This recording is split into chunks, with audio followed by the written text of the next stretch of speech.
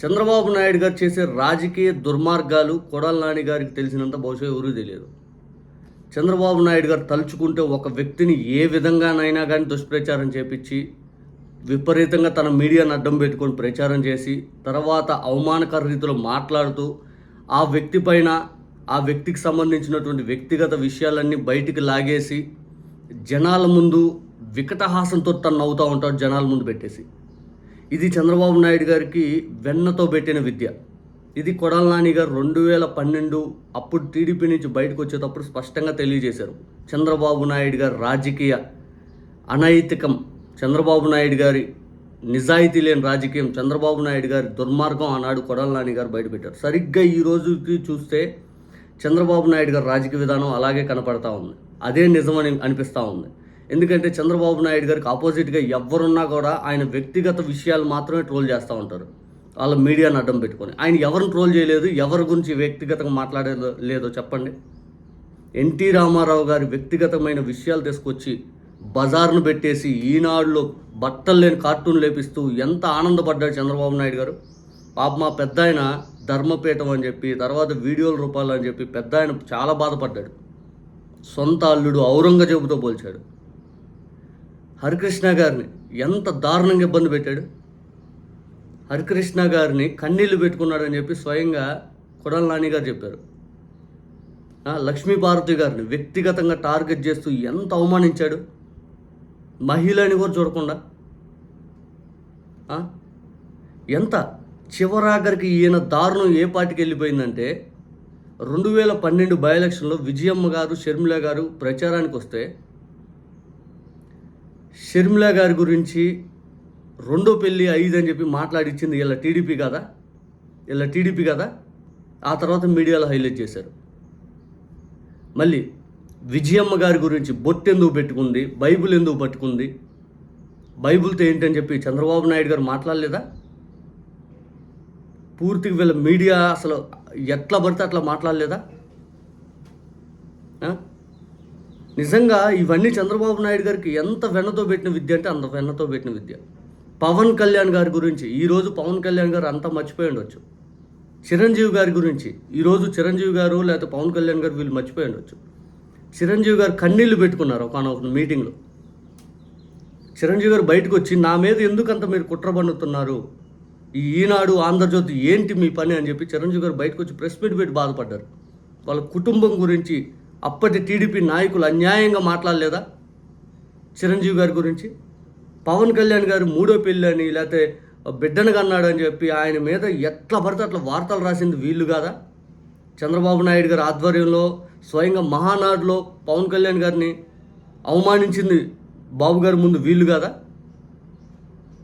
వీళ్ళు అవతల నీతులు చెప్తారు. జగన్మోహన్ రెడ్డి గారి గురించి ఎంత అన్యాయమైన వార్తలు రాశారు, ఎంత దుష్ప్రచారం చేశారు, అవమానించాలని ఎంత ప్రయత్నం చేశారు. ఆయనకి రాత ఎక్కడో బలంగా ఉంది, లేకపోతే మీలాంటి వాళ్ళతో పెట్టుకొని దాదాపు ఇన్ని సంవత్సరాలు వ్యక్తిగతంగా మాట్లాడించుకుంటున్నా సొంత ఏదైతే కుటుంబ సభ్యుల్ని ఇబ్బంది పెట్టే మాటలు మీరు మాట్లాడుతున్నా కూడా బలంగా నిల్చుంటున్నాడంటే ఆయన విల్ పవర్ గొప్పదని ఇక్కడ మనం భావించవచ్చు. ఎందుకంటే మీరు ట్రోల్ చేసిన ప్రతి ఒక్కరు ఈరోజు కనుమరుగైపోయారు. పవన్ కళ్యాణ్ గారు మీ కింద వెళ్ళిపోయాడు, మీరు ఏ జీవితం అది అన్నట్టుగా అయిపోయాడు. ఎదురుగా నిలబడి ఇంకా కూడా పోరాడుతాను జగన్ గారు. నిజంగా భారతి గారి పైన ఎంత అన్యాయమైన వార్తలు రాశాడు వాడు రాధాకృష్ణ. ఢిల్లీ మద్యం కుంభకోణంలో భారతి హస్తం రాశాడా రాయలేదా? ఈరోజు ఆ మద్యం కుంభకోణం అనేది లేదా, అసలు మద్యం అనేది లేదా, అవినీతే లేదని చెప్పి ఢిల్లీ హైకోర్టు తీర్పు లేదా? సిబిఐ వాళ్ళని తిట్టలేదా? భారతి గారి గురించి ఎందుకు రాశావు? రాశాడా రాయలేదా? భారతి గారిని ఎన్ని మాటలు అన్నాడు. బొట్టు పెట్టుకున్న దానిపైన కూడా కామెంట్ చేశాడంటే ఈ రాధాకృష్ణ ఎంత దారుణంగా ఉంటాడు. చంద్రబాబు నాయుడు గారు అండదండలు ఎంత ఉంటాయి. కొడాల నాని గారు చెప్పిన మాట ఈరోజు అక్షర సత్యం. వ్యక్తిగతంగా టార్గెట్ చేసుకుంటారు చంద్రబాబు నాయుడు అనే వ్యక్తి. జగన్మోహన్ రెడ్డి గారి కరోనాలో చాలా మంచి పేరు వస్తే ఆయన బాగా హ్యాండిల్ చేశాడు. ప్రపంచవ్యాప్తంగా ఏదైతే పెద్ద సంస్థలు కూడా జగన్ గారు బాగా చేస్తున్నారని చూసి మాట్లాడుతుంటే ఆయన పిచ్చోడు, రాత్రి దేవుళ్ళతో మాట్లాడతా అని చెప్తాడు, ఎవరు వచ్చి మాట్లాడతాడని చెప్తారు, మందులు మింగుతాడు, మెంటల్ కండిషన్ సరిగ్గా లేదు, ఇటువంటి మాటలు మాట్లాడాడు. చంద్రబాబు నాయుడు గారు ఇవన్నీ మాట్లాడుతూ మళ్ళీ సైకో బ్లేమ్ వేశాడు. ఈయనేంటి మరి, అమరావతిలో 2 డిగ్రీలు ఎండ తగ్గిస్తా, ఒలింపిక్స్ పెడతా, సముద్రానికి అడ్డంగా గోడ కట్టిస్తా, 150 ఏళ్ళు ఆయుష్ పెంచేలా తయారైద్ది, ఏం చెప్పిందే కదా, శాటిలైట్లు పంపిస్తా, పశువులకు హాస్పిటల్ పెట్టిస్తా. ఇప్పుడు ఈయనకే బ్లేమ్ వేయాలి? అసలు ఇటువంటి మాటలు జగన్ గారు ఇప్పుడు నేను చెప్పాడా?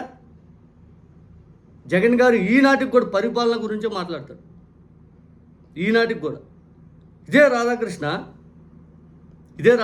షర్మిల గారి గురించి ఏం వార్తలు రాశాం తెలీదా?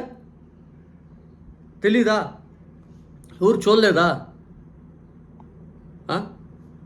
ఆ తర్వాత ఈ చంద్రబాబు నాయుడు గారు రాధాకృష్ణ లాంటి వాళ్ళని అడ్డం పెట్టుకొని ఎంత దిగజారిపోతారంటే, చివరాఖరికి మీడియా ఒకటి నడుపుతున్నాం అనేది కూడా మర్చిపోయి వైఎస్ఆర్ కాంగ్రెస్ పార్టీ భార్యల గురించి వ్యక్తిత్వ హననం, వ్యక్తిగతంగా వాళ్ళకి నిజంగా అంత దారుణంగా తీసుకెళ్ళాడు.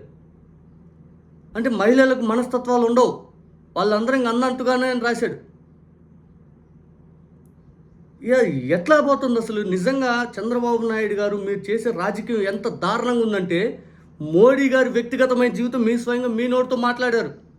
భార్యను చూసుకున్నాడు, దేశాన్ని నేను చూసుకుంటారు అధ్యక్ష అన్నారు అసెంబ్లీలో. అసలు మీరు మళ్ళీ నేను ఎవరిని వ్యక్తిగతంగా మాట్లాడను, పక్కన వాళ్ళ భార్యల గురించి మీకెందుకు? మోడీ గారి భార్యల గురించి మాట్లాడతారు, మోడీ గారి వ్యక్తిగతమైన జీవితాలకు విషయాలు మాట్లాడతారు, మోడీ గారి గురించి నానా మాట్లాడతారు.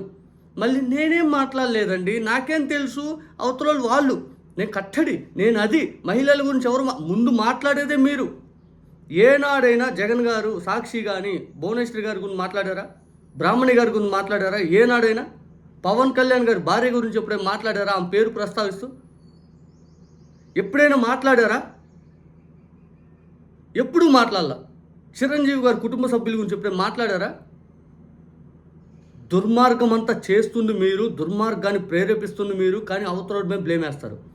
నిజంగా ఆ రోజు కొడాల నాని గారు చెప్తున్నప్పుడు, నేను అప్పుడు BTech first year second year నాకు, ఆ టైంలో కొడాల నాని గారు ప్రెస్ మీట్ చూస్తే నాకు అనిపించింది ఏదో రాజకీయ ఆరోపణలు అనిపించింది. కానీ క్రమేణా అక్కడి నుంచి ప్రతి సందర్భం చూస్తున్న ప్రతిసారి చంద్రబాబు నాయుడు గారు రాజకీయం ఇంత దారుణం అనిపిస్తుంది. ఇంకా చాలా ఇన్సిడెంట్లు ఉన్నాయి, నేను కొన్నే చెప్పింది. హరికృష్ణ గారు ఫోన్ పట్టుకొని, ఇదిగో నా ఫోన్ డేటా కాల్ ఇస్తాను చూసుకోండి, నేను ఎవరితో మాట్లాడుతున్నానా అని చెప్పి హరికృష్ణ గారిని మానసిక శోభకు గురి చేశారు ఆ టైంలో. ఇవన్నీ జనాలకు తెలుసు, ఇంకా చాలా ఉన్నాయి, నేను కొన్నే చెప్పాను. ఇంకా